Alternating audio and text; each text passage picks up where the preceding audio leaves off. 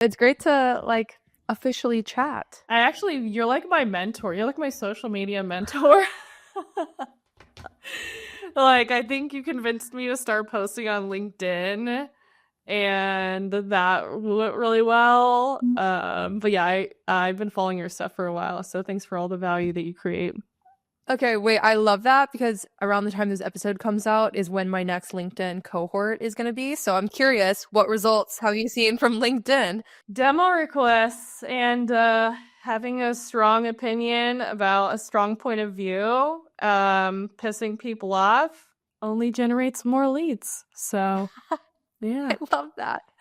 Awesome. Yeah, that's amazing. I think personal brand is so important for salespeople because especially salespeople that have to do a lot of outbound, you can surpass outbound and just go to inbound if you build a personal brand and build thought leadership around your thing, which seems like the most obvious thing ever, but there are still people that don't know it and they can't get through their head. I know. I don't do like it's all my content. I don't even need marketing. Like I'm Yeah. just doing my content and that generates my leads.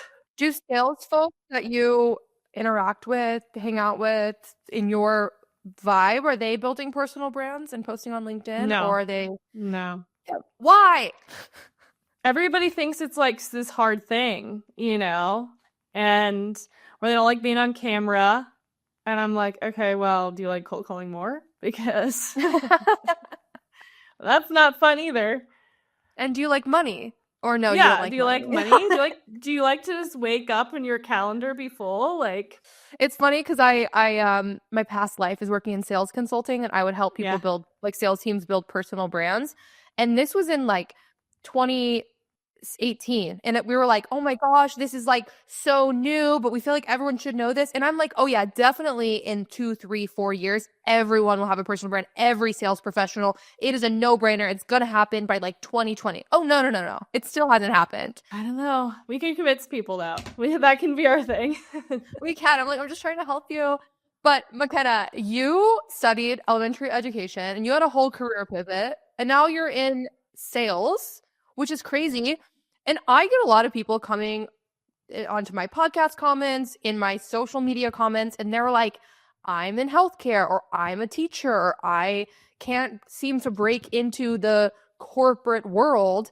And you have shown that sales is such a good path for this. So do you think sales could be a good career path? And like, what was your journey of going from elementary education to tech sales? Yeah, 100%. It's one of the best career paths for teachers. And I'll tell you why. First of all, there was a period of time where I did a lot of career coaching on TikTok for about a year.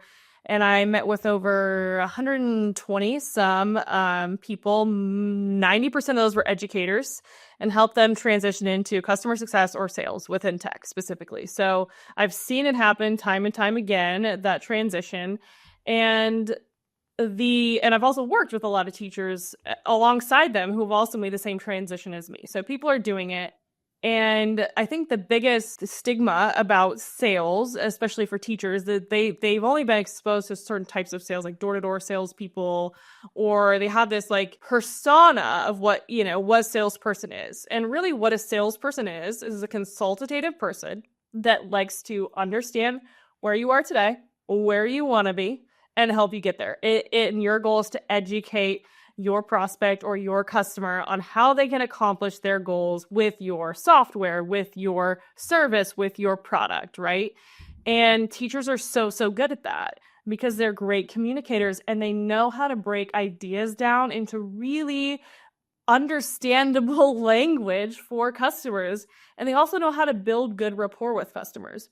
So it's such an easy transition. The biggest thing is getting in with a company that offers a valuable product or service, where you're not responsible for just like grinding like crazy, right? And so that's the biggest thing, is finding the right company to work with and not just trying to get in with some MLM sales job or whatever. Like, you really want to get in with like a corporate sales sort of scenario for your first type of sales job. So it is possible. People are doing it every single day. I've helped people do it myself. And with ChatGPT now, it can rewrite your resume for free. So there's no excuses. Yeah, whenever I was like in high school, I was interested in sales, but I thought it was this like scammy, spammy thing. The only people I had seen as an example was like people that sold cars. So I would also encourage people that are watching this thinking, oh, maybe I want to get into sales. Um, the vision that I used to have in my head is that you have to like call everyone, you have to go to your friends, you have to whatever for people that and convince people that don't want the product. No, there's something in sales called qualifying. And in that, you see if this person is actually a good fit. And if they're not, you don't waste your time. And I know that's such an obvious thing for people in sales, but for people curious about it, like that is so important. So no, you don't have to be like scammy, spammy. These are people that have said, yeah, I want your thing, or they're in the target audience that wants your thing. Exactly. And with modern marketing, right? Companies are running ads. They are doing podcasts. They're doing branding. Like there are inbound leads coming into your company. Your job is just to meet with those people, be consultative, and figure out if it's a good fit, right? And so sales does not have to be this old school, grindy, pounding the phones type of thing. If you're working for a company like that, go find a company that is doing modern marketing, with ads and all of that, and your stress level will change, and you'll be able to focus on creating value rather than hitting your head against the wall, picking up the phone. Yeah, I also find sales is just such an amazing tool to have in your life because you're always negotiating, whether you're negotiating boundaries with a partner or a friend, or whether you go to a thrift store, like you're always negotiating. Everything in life is negotiation, and it's important that you have those skills so that you can use them in lots of areas of your life. But I want to get into some of our cheat codes, and these are some cheat codes that you've put out, Mckenah, that I have honestly, my mind has been blown by. And the first one is so, I like to say, heart-centered manipulative. When you are being a little manipulative, but not for evil, for good, right? And this one is kind of heart-centered manipulative. So what is the sizzle dopamine drizzle? Wait, let me say that again. Sizzle dopamine drizzle. Yes. So the sizzle dopamine drizzle is well, first of all, I made that name up literally while I was making that video. But what that essentially is so it's all psychology based, and it's based on the chemicals that are happening in your brain. This is something I learned a couple years ago that's forever transformed my sales and also my personal life when I'm meeting new people. So when you are meeting somebody new, one of the first things that people assume is like, oh, my job is to impress them and tell them all about myself, and that's what makes people like me, is because they'll see how cool I am. When in actuality, it's the exact opposite. So when you meet somebody the first time, your goal is to ask them questions about themselves, show interest in what they're saying. Maybe you ask them about their job. Oh, hey, what do you like about that? How did you get into that? And just really peeling back the layers. And when people have the opportunity to respond to you and share more about themselves, and you're responding with interest in what they're saying, you're paying attention, you're nodding, and you're asking follow-up questions, dopamine is releasing in their brain because they got to tell you about something they're passionate about. Okay. And now, even if you say nothing about yourself, you're like, wow, that's amazing. You go and end up talking to somebody else. They will like you more. They won't understand why they like you more. They'll just be like, I like that person. I do. And it's because they have now associated you with the dopamine release, that positive feel-good feeling in their brain.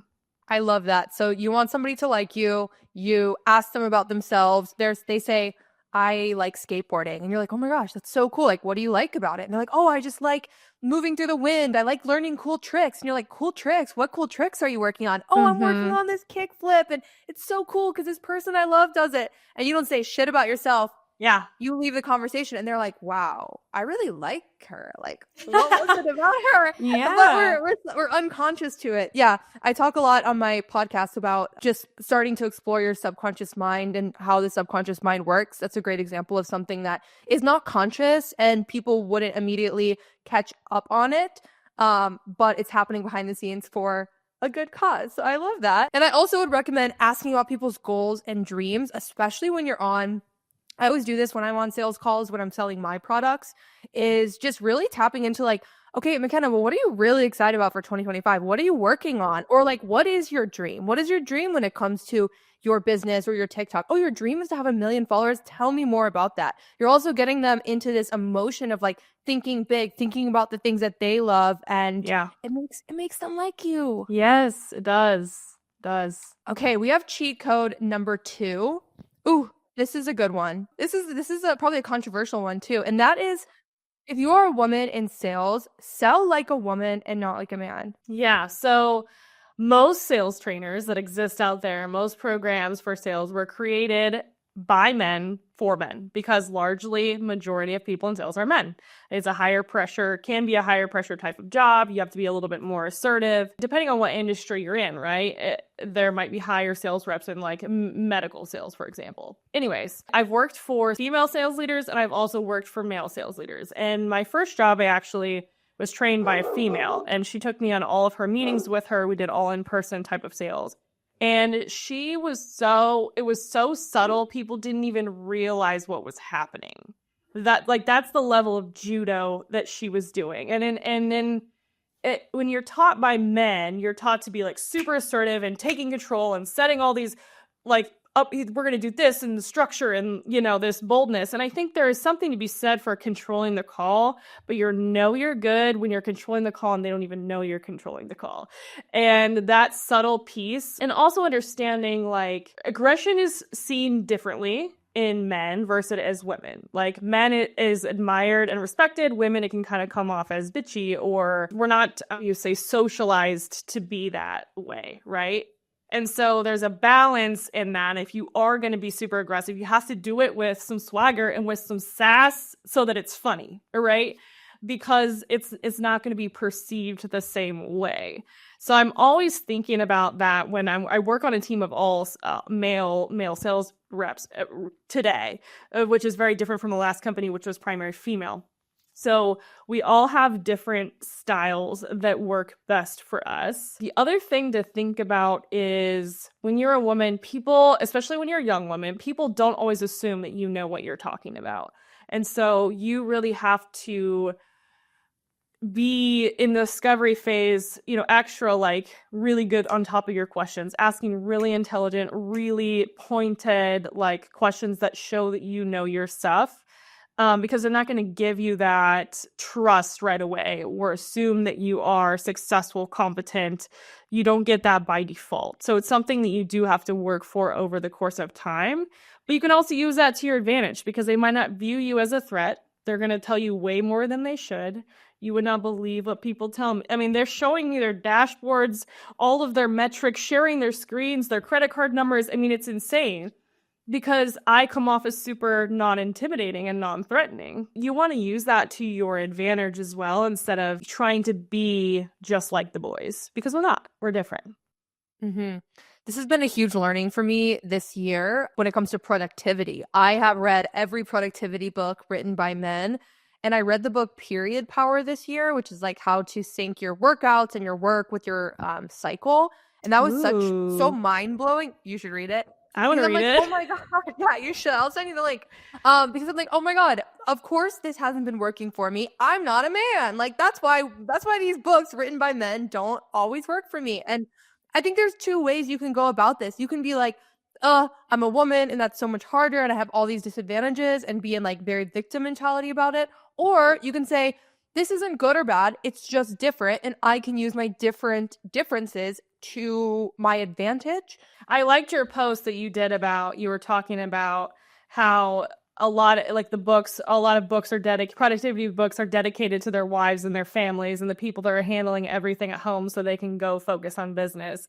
And I saw that and I was like, oh my gosh, that's so true, because I tell my coworkers all the time, I was like, I wish I had a wife, because then she would just be like managing my home for me and she would, be doing and then I was like, well, my alternative is to hire a personal assistant, housekeeper, and blah, blah, blah, like 3 people in one. I know that's stereotypical for traditional male-female roles and not everybody has that experience, but my life, I could produce so much more if I had somebody running my household.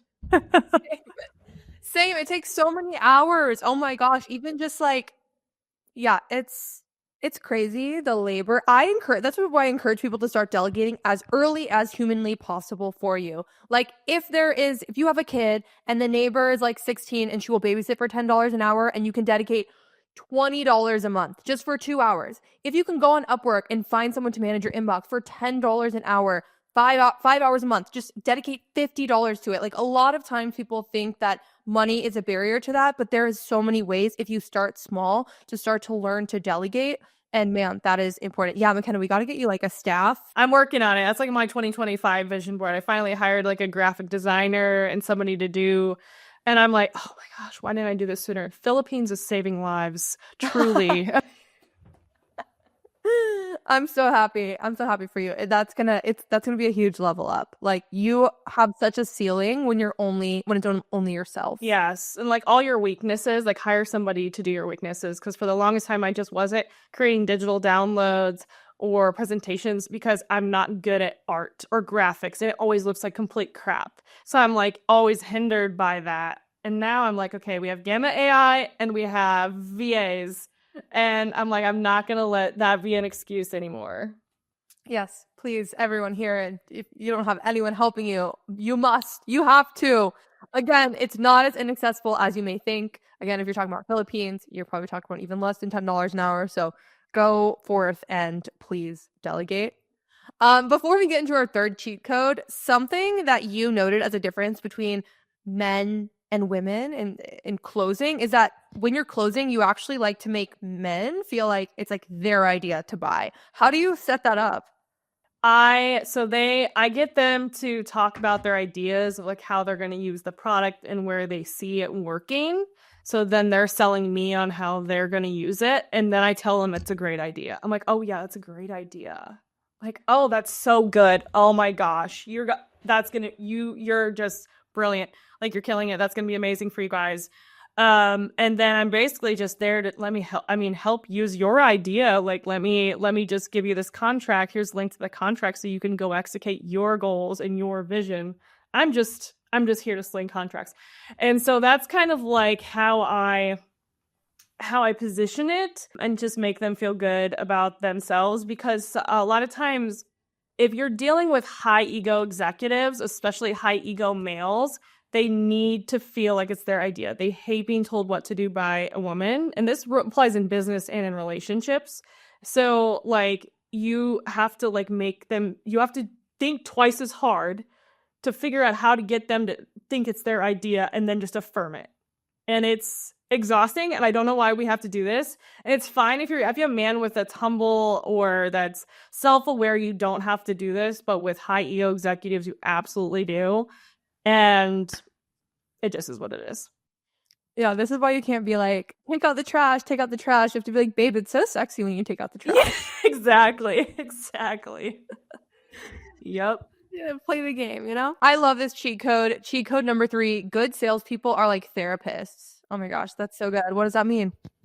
Yeah, so a big part of selling is understanding people's business pain. Like, why are we even talking today? What's going on in your business that is making us have this conversation? And Sandler's sales method is very much based on identifying the pain point to basically drive the rest of the sale.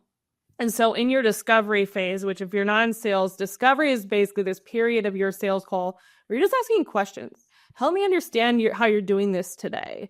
How is that working for you? How many people do you have devoted to that? How much time is it taking you? Really getting them to just open up about the problems in their business in the same way that if you were sitting in a therapist's office and you had a problem with your mother-in-law, your family, or whatever, they're going to ask you and you're just going to spill the tea. And I'm just here. You spill the tea about your business. And I'm just going to here to kind of navigate that conversation to help open you up and listen. And so people will share that. And so once I've gathered their pain, how much that pain is costing them or whatever, and then understand where they want to go and what their goals and how they define success, then I move to that. But a lot of old school salespeople or people who have never been trained in sales at all, especially like the 80s, pre-80, like they thought that sales was about pitching. And so they would just pitch slap people. They wouldn't ask the customer anything about themselves. They'd be like, here's our slide deck. Here's how awesome we are. Just pitching in people's faces without knowing anything about them. And then the pitch would be wrong, or it wouldn't be custom to that prospect at all.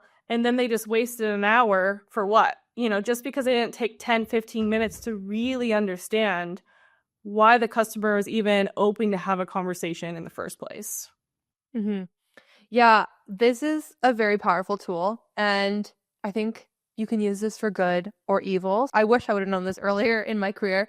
Going back to you saying, McKenna, like, you got to really have a good product, a company that you like, doing ethical stuff so you can feel confident about that. You can feel confident positioning the solution because it's not about selling, it's about solving their problem. And that person may have 10 blockers onto why they don't think that their problem can be solved. And it's your job to unearth and help them solve the problem because they are coming to you for this problem to be solved. And yeah, I think that's super important to position yourself as like a therapist, a consultant, rather than a salesperson. Even in your own mind, it frames it for a better conversation. Absolutely.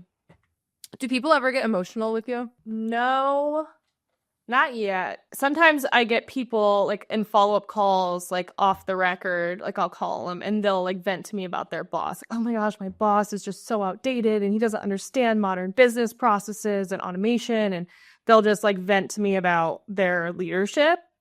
And then I'm like, oh my gosh, like how, like what can we do? Like how can we like position, like I'm like strategizing with them about how to sell it up the chain. Anger is mostly what I get, not sadness or anything like that. But I don't know, if I was doing more in-person sales and not over Zoom, maybe like 2 drinks in. I mean, who knows?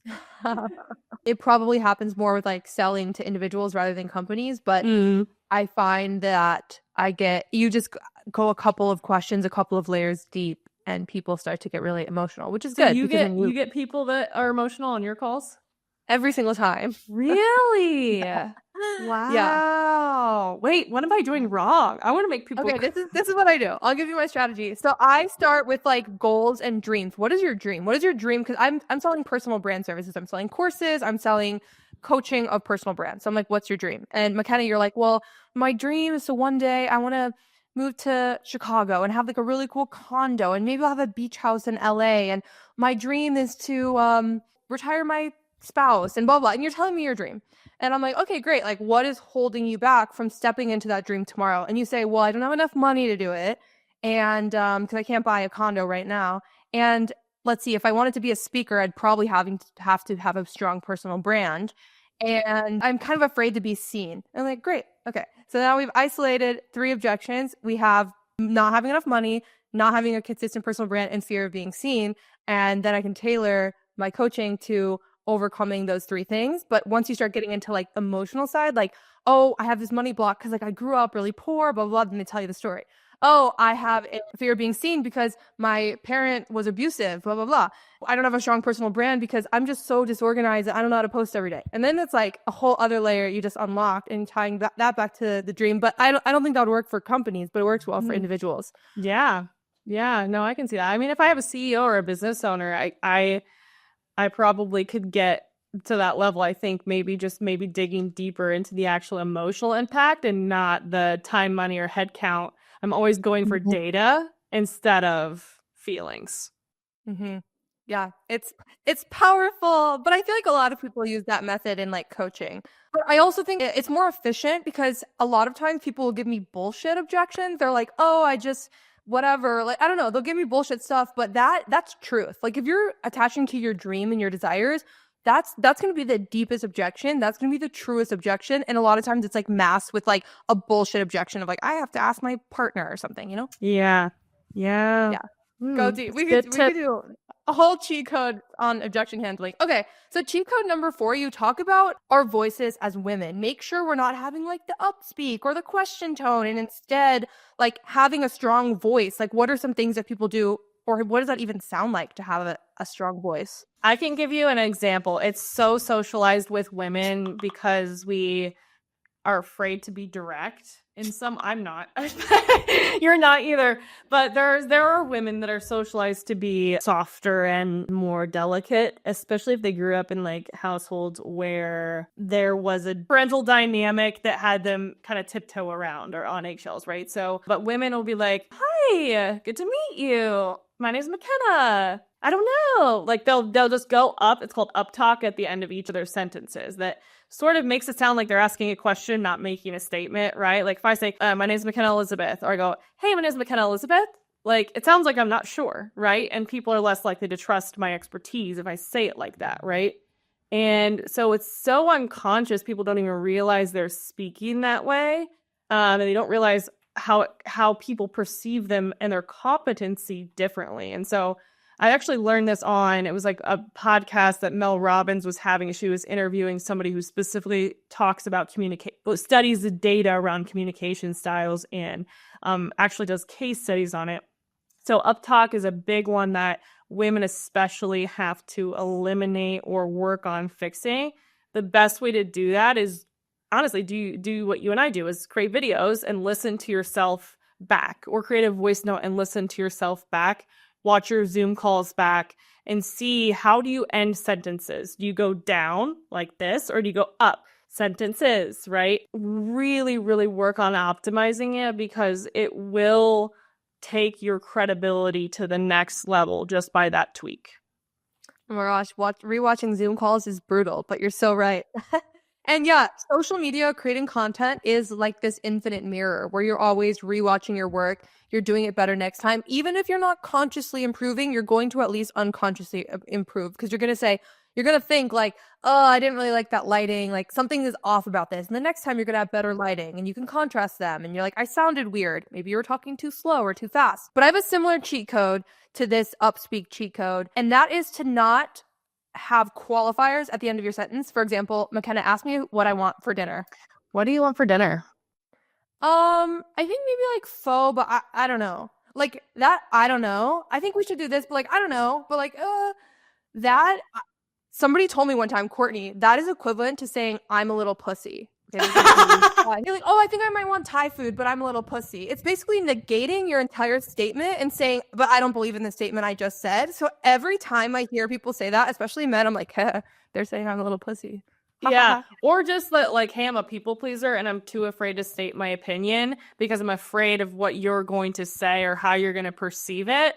And so I'm willing to forego my preference if you don't agree with it, because I value your opinion more than my own. Yeah. So stop saying that. Yeah. Tell them what you want. Yes. Say what you want. Cheat code number 5. I love career cheat codes, and I feel like this is just a really strong career cheat code, and that is to have a homie in every department. What does that mean? Your department homies.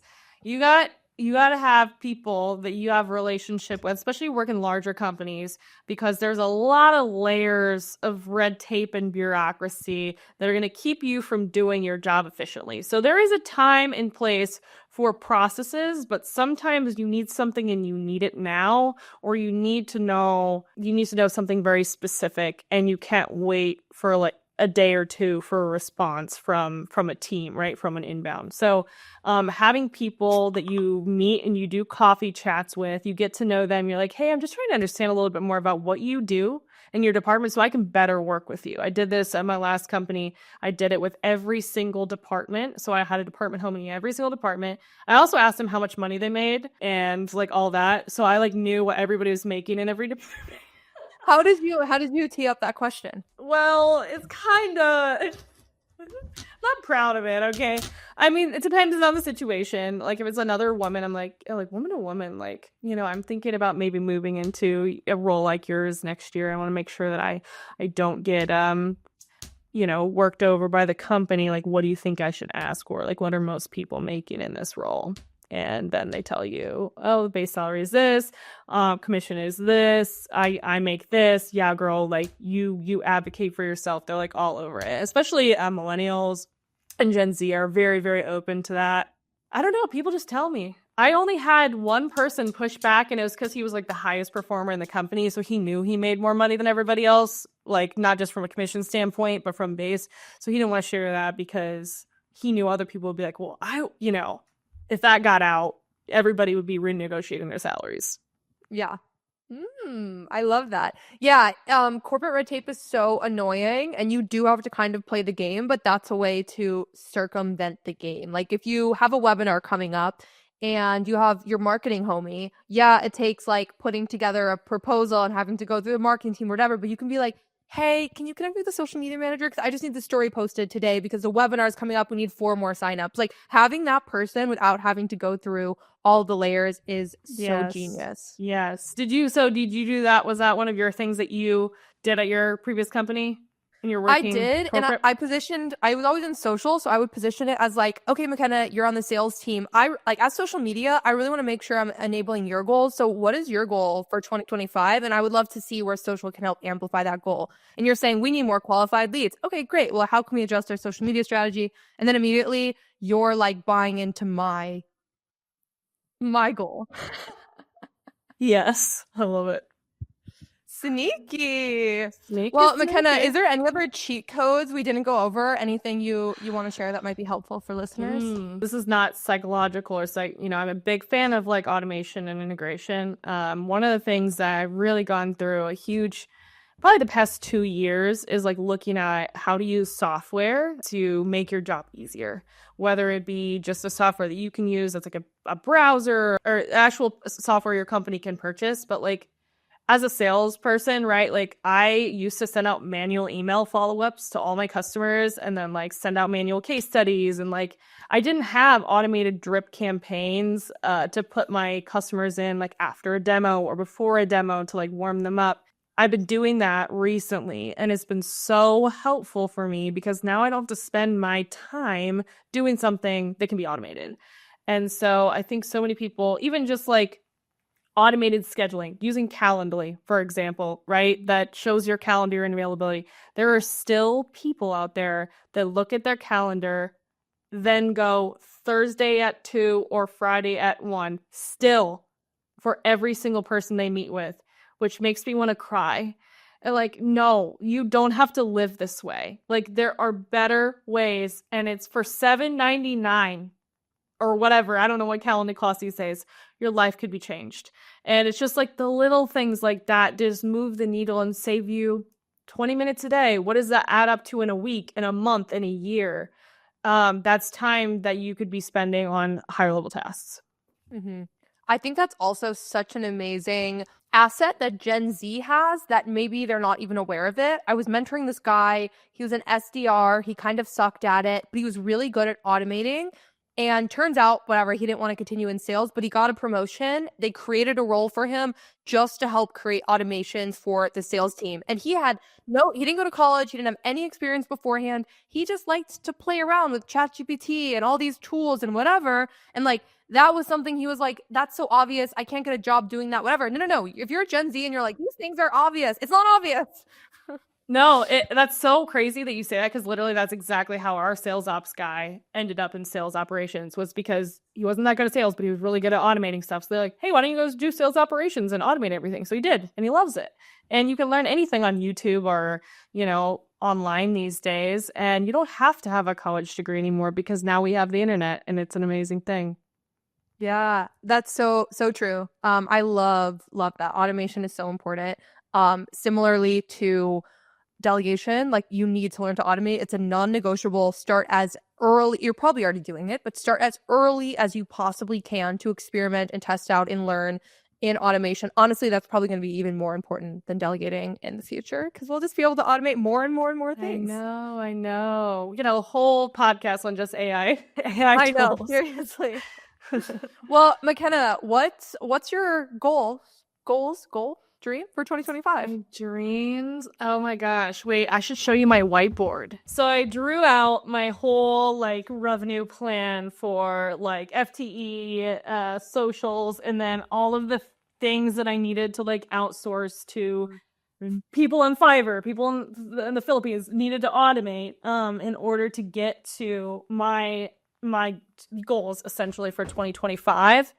So I think it's important to like map out everything of like what's feeding what do you need to delegate, what do you need to automate.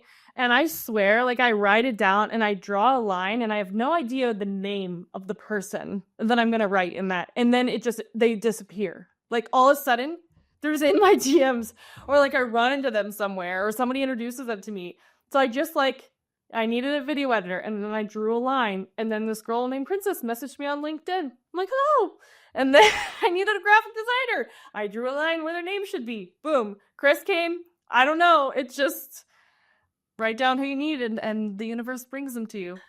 That's so true. When I was trying to hire an ops lead, I like wrote down almost like it was like my dream partner. Like I know some people do that with like the Like a heart. vision board for your No, literally, I'm like my dream ops lead, and I'm like must be someone that like vibes with me in this way. Like must be someone that lives in Austin. Must be someone that has this type of background. And the next morning, she was in my Instagram DM or no, my LinkedIn DMs. Literally the next morning, we got coffee an hour later, and I hired her on the spot. It was like less than 10 hours between making the list and posting about it. So yeah, go manifest your team. Yeah, you're also you're single, right? Have you done this with a I partner? am single. I have not written down the list of like dream traits. I know most people do that. I think I have like in my head, I said for the longest time I'm going to marry a CFO or somebody in that like that mindset brain sort of thing, because that's like the balance to me, which is like very sales marketing focused. And it'd be way cheaper than hiring one when I go full time. So it's also like a money save. But now, so I swear the only thing with that is like finding somebody with a CPA, accounting, CFO sort of background with a good personality. That's where, that's the hardest mashup. But I did meet one recently. So we'll see where that takes us. Oh my God, can't wait. Yeah. It's Oh my gosh, wow, early days. So like by the time this podcast launched, I don't even know where we'll be. So love coming in 2025? Question mark? Maybe. Well, I do on my like step-by-step board, I do have social. My only bullet point under social is date like it's your job. Ooh. I learned that also, on the Diary of CEO podcast. Ooh. Honestly, dating has given me some really good connections too, and some really great mentorship and really great highly recommend being really strategic about dating. Like be like, oh well, maybe this wouldn't normally be my type, but he owns this really big company, so I'm just gonna go on a date, see what happens. Like I'm not kidding. Play the game. Like being single is like the best time for business networking. I'm not kidding. Especially you're a young girl. Like great tip for the girlies. Use it to level up. Literally use it to level up. Like men want to help you. Like true.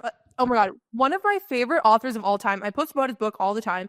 And he invited me to his conference. And then he was like, oh, do you want to get coffee? And I'm like, why is this person like wanting to mentor me? And I'm like, it's because men don't like, they want to help, like have an instinct to help pull women up. Like it's so true. So even if you meet someone and you're not even vibing in like that way, you can be like still have a relationship. And men love to help like cute young women. It's a fact. They do. Okay, I'd be interested in your take on this, because you literally saying exactly what I'm always thinking. Like women don't hardly ever reach out to help me, ever. I've never had a woman call me, message me on TikTok and saying, hey, I want to mentor you, or hey, I want to introduce you to this person, or blah, blah, blah. Men do it all the time on LinkedIn, on Instagram, all the time. And I'm just like, why? I really make an effort to like try to support other women on socials and on their content. If I think they have a lot of potential, I'll reach out to them and say, hey, like keep going. Like you're doing so great. But no one ever did that for me. Like it was so I owe men for a lot of the success I have in my career. And I feel that makes me feel sad to say that, because as women, why do we view each other as competition? We should be viewing each other as like, hey, how can I pull other people up? Because that's what men do. Yeah. I think it's probably because men see things as like men see more of like, oh, there's room for everyone at the top. And I think women are conditioned to not see that. So that could be where that comes from. So maybe there's some unconditioning that needs to happen. Yeah. I agree. I like that. Well, solving all the problems. Well, yeah, I feel like we could have like 5 more conversations about this. You need to come to Austin. Like I know. Like fully, but I do. I want to go to that whatever Airbnb that you posted. What was that? Yeah. Or in Utah? No. No. I do have 2 Airbnbs here, and they're really crazy. I have a tram. That's right. What was the one that you vacationed to recently that you said you rented out the whole thing for like $500? It wasn't yours. It was like that was mine. Yeah. No. That was yours. Oh, okay. Yeah, that was like close by. I did a little riding retreat. But no, literally, you need to come to Austin. Such a good vibe. I'm literally sending you like you're like getting your flight after this. Like draw a line. Write me down and draw a line. Yeah.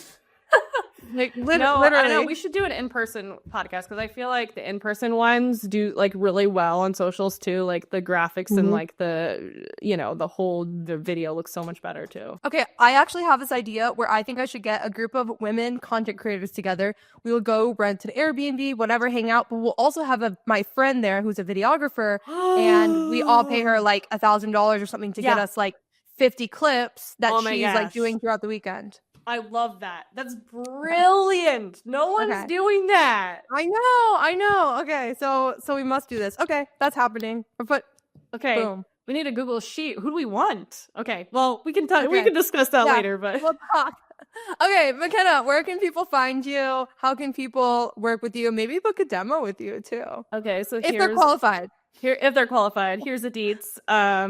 My handles on YouTube, TikTok, and are at Mckenah.Elizabeth, Mckenah, because my Nana picked that spelling.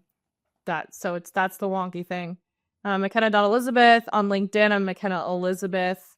And if you want to book a demo, it's literally linked in all my bios of Sales AI, which is an AI calling platform where you can have full bi-directional conversations with your prospects, qualify them, and book them for meetings, both outbound and inbound calls. So super fun, slinging AI software going into 2025. So if you're looking to replace your SDR team or just want some meetings booked, let me know. Get your meetings booked. Love that. Well, thank you, Mckenah.